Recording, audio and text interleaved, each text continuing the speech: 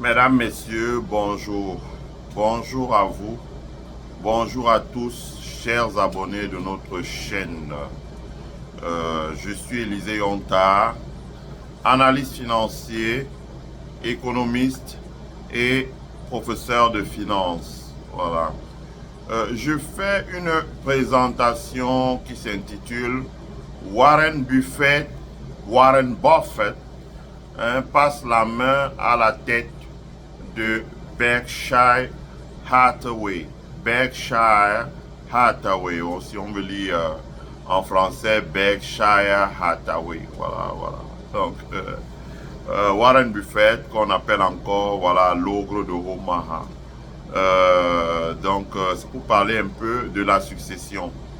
C'est quelque chose d'important parce que ça peut concerner nos frères, nos parents, nos grands-parents, comment passer la main, parce que dans notre pays, c'est un problème qui touche tous les secteurs, tous les pans de la société, que ce soit au sommet de l'État, que ce soit dans les chefferies, que ce soit à la direction des entreprises ou des associations. Le plus souvent, les initiatives, c'est qui sont vieilles d'une vingtaine, voire d'une trentaine d'années, disons de plusieurs décennies, meurent subitement, connaissent la mort subite, parce que ces initiatives-là sont souvent, à dire qu'on n'arrive pas à préparer quelqu'un pour prendre la relève et passer la main, voilà. D'abord, Warren Buffett, donc samedi le 3 dernier, nous étions dans le Nebraska, la ville de Omaha, qui est le siège du plus grand fonds d'investissement, pas seulement américain, mais dans le monde, de Warren Buffett, qui détient, parce qu'il faut dire une chose, il y a plusieurs autres fonds, je ne veux pas entrer dans une polémique, vous avez les Apollo, vous avez les, les, les, les, les, euh, comment on appelle iShare, hein, donc BlackRock, etc. Donc eux, c'est les gestionnaires d'actifs. C'est les gestionnaires d'actifs. Donc ils gèrent un certain nombre d'actifs, essentiellement les obligations, les actions via ce qu'on appelle les ETF, donc Exchange Trade Fund. En revanche, Berkshire Hathaway de Warren Buffett, c'est un fonds d'investissement. Ça veut dire que, comme il a lui-même expliqué dans son long speech qui dit à peu près 6 heures, Berkshire n'investit pas dans les actifs, mais investit dans les entreprises, hein, si on veut dire. Et Warren Buffett, c'est lui qui a créé le concept de gamble et le concept d'investment. Ça veut dire qu'il estime que les gens qui achètent les actions pour revendre sur du court terme, ça veut dire 3 mois, et empocher des plus-values, ils font du gamble, et que ça pose un problème pour les patrons d'entreprise, parce que ça rend très volatile le capital de l'entreprise. En revanche, les fonds d'investissement donc, qui étudient une entreprise, comme on dit, à travers ce qu'on appelle le reporting, ça veut dire la publication des financial statements. La publication des financial statements, c'est le bilan, le compte de résultats, le statement of cash flow, et puis pour certaines typologies d'activités, certains, donc les soldes intermédiaires de gestion, hein, les analyses en cascade, donc il y a une manière de présenter ça. Donc, en gros, il y a toute une technique qu'on apprend dans les grandes écoles de commerce, dans les business schools, comment étudier, disséquer, interpréter ça. Ce serait long d'expliquer ici, là. Hein, peut-être il faudrait faire une série de vidéos de 120 heures pour pouvoir expliquer tout ça. Mais il y a toute une manière de faire ça, d'expliquer ça. Et ça, c'est ce que les Warren Buffett font. Travaillent, étudient ça. Ils ont des avocats, etc., etc. Et quand ils étudient, donc, ils décident de devenir actionnaires de ces entreprises-là. Donc, ils achètent des actions de ces entreprises-là et ils donnent la latitude au manager qui est nommé à la tête avec son conseil d'administration, tout ça, de développer l'entreprise sur une décennie, donc de développer l'entreprise. Et quand il développe l'entreprise, donc cela débouche sur cela débouche sur comment on dit ça? Cela débouche sur la prospérité ou la croissance, comme on dit, the growth of the business.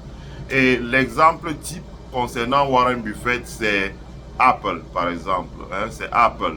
Et pour ceux qui connaissent encore davantage, Berkshire, c'est des entreprises comme Geico. Donc, Geico, J-E-I-C-O. Donc, qui vend des assurances automobiles, des assurances pour l'habitat, des assurances pour etc. Mais également Apple, que vous avez vu, qui est une entreprise technologique. Donc, quand vous regardez Apple comme entreprise technologique, les Warren Buffett ont mis l'argent dans Apple pour développer l'entreprise. L'entreprise s'est développée, elle a connu une croissance fulgurante, elle a connu une croissance qui a atteint ce que nous voyons avec une capitalisation boursière de 3 trillions de dollars. Donc 3 trillions de dollars. Apple développe ce qu'on appelle les consumer devices. Donc les Warren Buffett ont mis l'argent à l'intérieur et ils ont laissé Tim Cook, qu'il a d'ailleurs présenté et qui a été très ovationné lors de l'Assemblée générale, développer l'entreprise jusqu'à ce qu'elle atteigne le niveau qui est le sien aujourd'hui. Donc voilà, c'est à peu près à ça hein, que c'est ça un fonds d'investissement. Berkshire, c'est l'un des fonds les plus puissants du monde. Ils investissent au Japon, ils investissent en Chine, ils investissent en Corée et le principe est le même. Ils prennent des positions dans des entreprises, des grandes entreprises et ils développent ces entreprises-là pour en faire ce que nous voyons aujourd'hui. Donc ça c'est le de Warren Buffett. Maintenant il faut dire que Berkshire procède à des levées de fonds, hein, comme toutes les entreprises. Mais c'est un peu particulier, c'est pas comme les levées de fonds qu'on fait à New York. C'est des levées de fonds un peu particuliers, ça veut dire que les gens injectent de l'equity. Les gens peuvent être actionnaires de Berkshire. Leur capital est ouvert jusqu'à concurrence d'un certain montant pour les gens qui peuvent en être actionnaires. Et ce qu'on voit aujourd'hui, c'est que les actionnaires de Berkshire, donc Hathaway, ont développé l'entreprise jusqu'à lui donner un certain niveau, hein, les managers, jusqu'à lui donner un certain niveau, qui fait qu'aujourd'hui, en termes d'actifs propres, comme on dit, assets propres, quand on évalue la valeur de Berkshire, Berkshire a une valeur, pour qu'on valorise Berkshire, les actifs propres, je dis bien, Berkshire est au-delà du trillion de dollars, qui en fait vraiment l'un des fonds les plus puissants au monde. Et donc, Warren Buffett, après avoir travaillé pendant 60 ans pour Berkshire, et je pense qu'on en parle, ce n'est pas par snobisme, on en parle parce que Warren Buffett est un modèle de gestion de l'entreprise, donc c'est un modèle de gestion dans l'entreprise. Et lui, Warren Buffett, travaille depuis 60 ans. Et donc, depuis 60 ans, il travaille 12 heures par jour. Ça veut dire que tous les jours que Dieu a créé, il arrive au bureau, comme lui-même il le dit, il part de chez lui à 6 heures du matin, il arrive au bureau à 7 heures et il travaille jusqu'à 19 heures. Voilà, c'est son rythme tous les jours. Donc, il n'y a pas de dimanche, peut-être du lundi au samedi. Et donc, le dimanche, c'est un protestant, donc il va certainement à l'église. Donc, après 60 ans d'activité à développer l'entreprise, avec les hauts et les bas, mais à développer l'entreprise jusqu'à ce qu'elle atteigne la taille de numéro 1 dans le monde, Warren Buffett a consenti à passer la main à Greg Abel. Greg Abel, donc, qui va devenir le prochain CEO, donc Chief Executive Officer. Ça veut dire que le PDG de l'entreprise en question va devenir Greg Abel. Alors, Warren Buffett, ce qui est intéressant, je pourrais parler de comment il a développé l'entreprise, mais ça, on le fera une autre fois.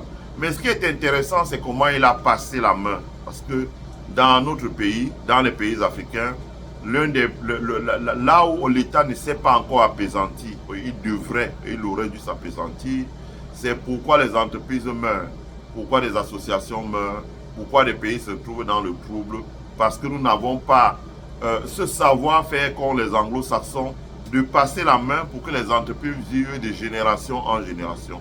Hein? Vous savez, Bill Gates ne sera pas toujours le propriétaire n'est pas à la tête de Microsoft aujourd'hui.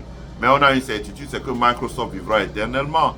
Et Bill Gates a passé la main, a su passer la main à un CEO à la tête de Microsoft, qui lui-même a déjà passé la main à un autre CEO.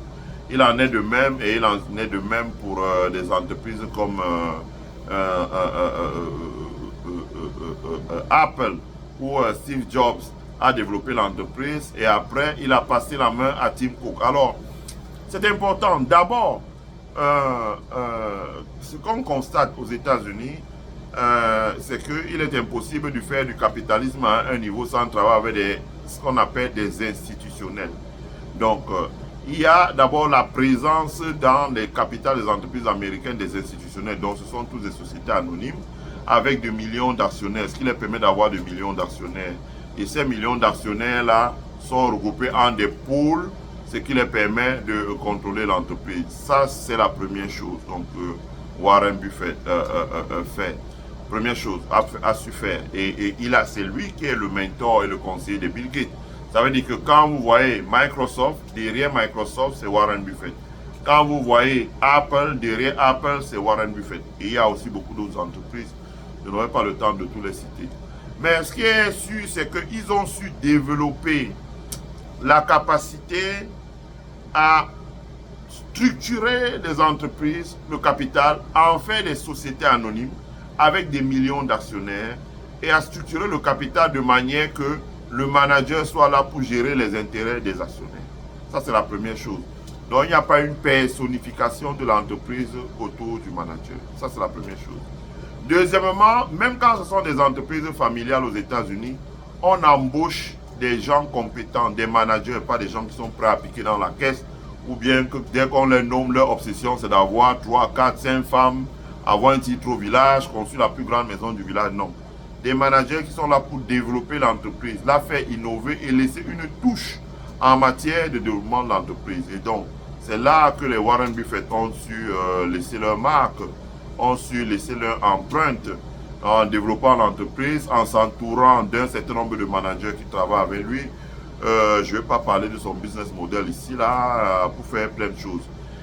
Et ensuite, ce qui est impressionnant, donc quand l'entreprise est une société anonyme avec des millions d'actionnaires et des managers à tous les niveaux de l'entreprise, ça veut dire que dans le top, autour du CEO, constitue un état-major, même quand le CEO s'efface, il y a toujours un CEO qui est prêt à prendre la relève. Il y a un certain nombre de personnes qui sont prêtes à prendre la relève. Et les gens savent travailler en groupe et leur obsession, c'est le développement de l'entreprise. Ce n'est pas le pouvoir. On voit ça chez nous, par exemple, où les entreprises ne prospèrent pas parce que c'est l'aspect pouvoiriste qui est privilégié. Voilà. Si tu rentres là, tu ne te plies pas et tu ne scies pas les bottes de celui qui est le responsable. On te met au placard et on te bousille rapidement pour que tu quittes le bateau le plus rapidement possible. Donc, les entreprises ne survivent pas à leur créateur. Ça, c'est important chez nous. C'est important même dans la communauté auquel j'appartiens, qui est la communauté Bamileke, Grassfield, on va dire. Des entreprises qui sont développées pendant 30 ans ne survivent pas à leur créateur parce qu'il y a d'autres considérations qui priment en dehors des considérations managériales. Deuxième chose, il y a des exceptions, par exemple, comme les entreprises du groupe Kadji, mais ça, on voit bien que parce que le père Kadji avait préparé sa progéniture, et même sa progéniture a compris que nous vivons dans un environnement où on vaut mieux aller chercher un manager qui a l'expérience, qui a le background requis pour gérer. Donc aujourd'hui, à la tête de UCB, par exemple, Union Camerounaise des Brasseries, c'est un manager étranger. À la tête de l'Union Camerounaise des Brasseries, en dessous des managers, ce sont des directeurs de département qui sont parfois des étrangers, mais qui ont des compétences bien pointues, qui sont là pour redresser et faire décoller l'entreprise. Ça, c'est important. Bon, peut-être la génération des enfants Kadji ont compris ça, mais je ne suis pas sûr que c'est d'autres qui ont compris ça. Ensuite, moi, j'étais là et j'ai voulu voir comment est-ce que Warren Buffett passe la main.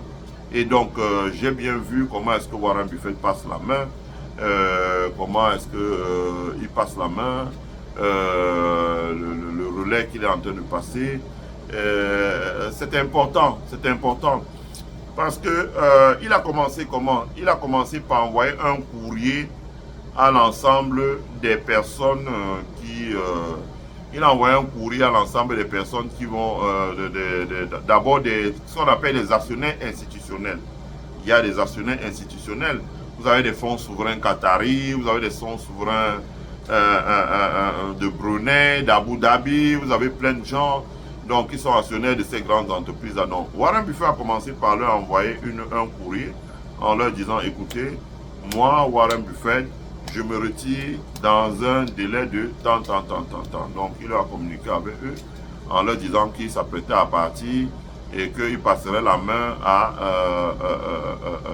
un manager. Donc, ça, il l'a fait en début de l'année dernière.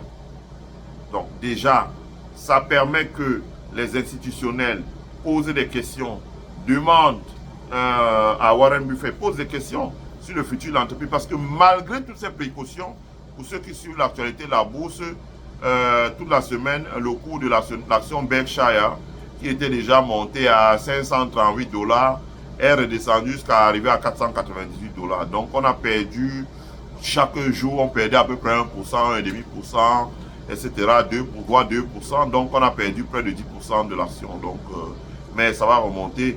Donc, il a pris des précautions d'abord en informant les actionnaires institutionnels, donc ceux qui détiennent des grandes participations dans les actions. Donc, il les a informés.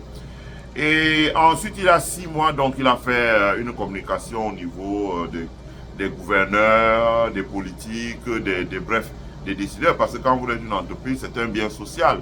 L'État, pour la taille d'une entreprise comme Berkshire, qui possède plus d'1 trillion de dollars d'actifs, l'État attentif, parce que qui dit plus d'1 trillion de dollars d'actifs dit les impôts, les taxes, les emplois, la stabilité de l'économie. Donc, l'État a regardé tout ça là, donc avec... etc. Et donc, en début d'année, il avait donc envoyé maintenant un courrier chez les petits actionnaires en les informant que lors de l'Assemblée générale, qui devait avoir lieu en mai, entre 3 mai, il partirait. Et donc, il avait informé, et il y avait une hotline où les gens pouvaient appeler gratuitement, poser des questions, etc. Ils ont organisé plusieurs chats via des applications comme de Cisco, comme Webex, pour échanger avec les personnes. Donc, tout cela a été fait. Warren Buffett a discuté avec les gens, il a sensibilisé, il a rassuré les gens, et qui se connaissaient déjà que Greg Abel était son successeur. Et le jour de l'Assemblée générale, après avoir répondu aux questions, présenté les comptes annuels qui déjà étaient disponibles, et les comptes, comme on dit, quarterly report, ça veut dire que les comptes trimestriels de Berkshire, et le 10K filing, donc 10K filing, ce qu'on fait pour envoyer à la SEC. Après avoir présenté tout ça, il a représenté encore à l'assistance son successeur. Voilà, celui qui va le remplacer comme le nouveau CEO de Berkshire après 60 ans de bons et loyaux services. Ce que je veux dire là-dedans, c'est que c'est important. On voit les étapes qu'il a mis pour préparer, et même pour rassurer les gens, il a dit voilà, je reste dans l'entreprise, je reste membre du conseil d'administration, je reste dans l'entreprise, je serai au conseil d'administration, je serai là pour épauler et pour répondre aux questions. C'est ce qu'il dit, I'm here to help. Ça veut dire qu'il va toujours épauler son successeur, parce que bon, après 60 ans de loyaux services, il ne va pas partir comme ça. Il faut rassurer les gens. Il va épauler son successeur. Et après avoir épaulé son successeur, Greg Abel, il a dit qu'il resterait actionnaire au conseil d'administration jusqu'à. Donc ça permet de rassurer les gens qui lui ont fait confiance il y a 60 ans et pendant les 60 années où il a dirigé Berkshire Hathaway. Et enfin, il a rassuré les gens en disant que lui, personnellement, il ne vendrait aucune de ses participations dans Berkshire. Et même après lui, la génération d'après ne vendait aucune participation. Donc, qui est une manière de rassurer les gens sur la stabilité du fonds d'investissement, sur la philosophie de l'investissement, etc., etc. Et donc, voilà une grande figure du capitalisme américain, donc les gens appellent un gourou, etc. Donc, d'autres disent le gourou de Omaha, l'ogre de Omaha, il a beaucoup de noms dont on le donne, a pu organiser sa sortie de la tête de Berkshire Hathaway. Et je pense que ça devrait nous parler, nous autres Africains. Ça devrait nous parler. Je parle surtout dans les affaires, mais aussi à la tête des États africains. On voit bien ce qui se passe dans les États africains. Vous avez des gens à 80 ans, plus de 80 ans, disons, après avoir travaillé à la tête des organisations, par exemple, à 25 ans, Et après avoir travaillé commencé à travailler, disons même à 25 ans, même à 30 ans, et ils ont 80 ans, donc ils ont un demi-siècle de travail, ils continuent à s'accrocher. Ils continuent à s'accrocher. Ils ne préparent pas quelqu'un qui présente en disant, voilà, je vais me retirer, voilà celui qui va prendre la relève. Parce qu'il faut puiser ça dans notre culture. Et nous devons changer notre culture parce que le monde a changé. Moi, j'ai souvent du mal avec les parents, les grands-parents, les oncles et tout ça parce que quand vous dites un truc, non, la tradition, c'est non. La tradition, elle ne peut pas rester figée parce que le monde bouge. Voilà. La tradition est obligée de s'amender dans un monde où les réseaux sociaux aujourd'hui dépassent la presse écrite. La tradition est obligée de s'amender dans un monde où les réseaux sociaux dépassent déjà la presse mainstream, par exemple. Les gens s'informent plus sur les réseaux sociaux que sur la presse mainstream. La tradition est obligée de s'amender pour beaucoup de raisons. La tradition est obligée de s'amender. Donc on ne peut pas continuer à dire dans le monde où nous vivons là, ah oui, on fait ceci parce que la tradition c'est comme ça. Nous devons amender la tradition. Amender la tradition se dit, par exemple, il est possible que, quand on dit chez nous que le chef meurt avant qu'on mette son successeur, il est possible que quand un roi sait que son pronostic vital est engagé et que les médecins lui disent, oh, écoutez, Sa Majesté, vous n'en avez pas pour plus de 2 ans à vivre, ce roi peut step down, comme on dit aux États-Unis, il peut step down, il peut dire, voilà, vraiment, je démissionne, je me mets de côté et je mets mon successeur vivant sur le trône. Alors il y a moins de problèmes parce que c'est lui qui met son successeur sur le trône. Et le jour où il décède, il est enterré dignement. Il est enterré dignement. Il est enterré dans la forêt sacrée, il est enterré avec tous les honneurs. Or, chez nous, on dit non, il faut qu'il meure avant que... je dis surtout chez nous à l'ouest du Cameroun et même dans tous les chefferies du Cameroun, au nord du Cameroun. On dit il faut qu'il décède avant qu'on choisisse son successeur. Donc quand il décède avant qu'on choisisse son successeur, qu'est-ce qui se passe? Derrière, et le gouvernement, et l'administration, et les élites, etc., les gens se battent pour manipuler le testament, pour mettre qui correspond ou qui peut mieux servir leurs intérêts. Et on voit tout le désordre que ça crée par la suite. Ceux qui arrivent, qui prennent le relais, ils n'ont pas la légitimité, ils n'arrivent pas à diriger. Il en est de même dans les entreprises dans notre pays. Ici aux États-Unis, on voit comment les gens préparent des gens pour prendre la relève. Ça peut être un manager, ça peut être, etc. Pour prendre la relève et ils relèvent l'entreprise. Dans nos pays, ce n'est pas le cas. On attend toujours que les gens soient décédés. C'est quand ils sont décédés, on se retrouve sans testament, sans document, etc. Et il faut trancher. Et donc, ça va devant les tribunaux et ça devient une affaire de juges qui, les gens de la justice qui font à leur tête, à leur guise. Et vous imaginez toutes les pressions qu'il y a autour avec l'argent politique, administratif, tout cela.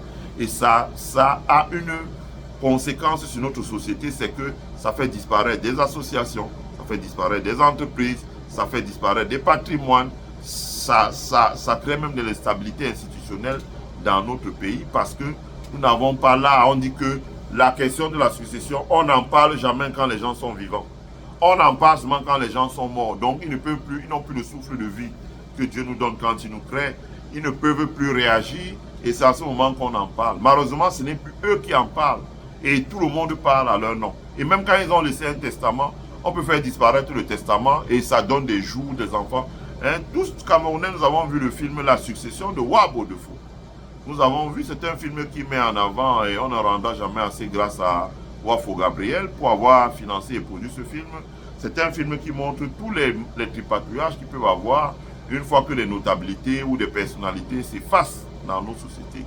Donc, moi, ça m'a beaucoup touché. Donc, on était là, on a assisté à ça.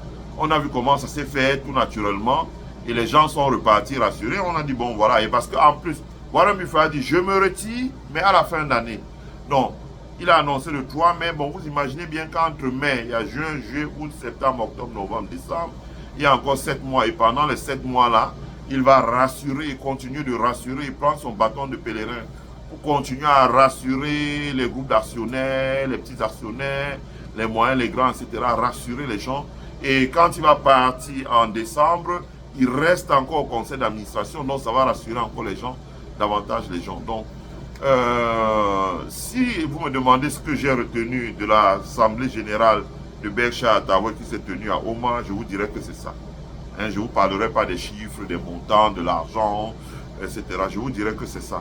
Et parce qu'on apprend toujours dans chaque situation de la vie, on apprend. Et moi, je vous dirais que ce que j'ai retenu là-bas, c'est ça. Et que il faudrait que nous fassions ça. Mais en plus, il faudrait aussi que l'État mette un arsenal juridique pour protéger le patrimoine des gens. Mais si vous me dites dans un pays comme le Cameroun, je vous dirais dessus que Paul Biya ne le fera jamais parce qu'il n'a pas intérêt. Voilà. Quand il est arrivé au pouvoir, il avait une mission. La mission, c'est d'anéantir les Bamileke. Et il a réussi ça formidablement. Les Bamileke ne s'aperçoivent pas qu'il a réussi, mais ils font du bruit là dehors. Mais bon, ça c'est un autre débat. On va parler. Voilà. Ma présentation s'arrête ici. Je remercie tous ceux qui l'ont suivi. Partagez la présentation sur vos murs. Partagez la présentation dans vos forums, dans vos groupes. Donnez vos impressions dans le commentaire là, dans le chat. Mais faites-le dans la courtoisie. Hein, dans la courtoisie. J'insiste bien. J'insiste encore. Faites-le dans la courtoisie. Voilà. Sinon, si vous n'êtes pas capable d'être courtois sur ce mur, vous n'avez rien à y faire. Et je prendrai toutes les dispositions pour que vous ne perdiez pas votre temps ici. Voilà. Je vous remercie. Je vous souhaite à tous et à toutes de passer une bonne semaine. Souscrivez à notre membership pour le développement de notre chaîne. Invitez vos amis à s'abonner sur notre chaîne pour que notre communauté puisse grandir. Car ici, le meilleur reste à venir. Passez une bonne et agréable journée. Bye.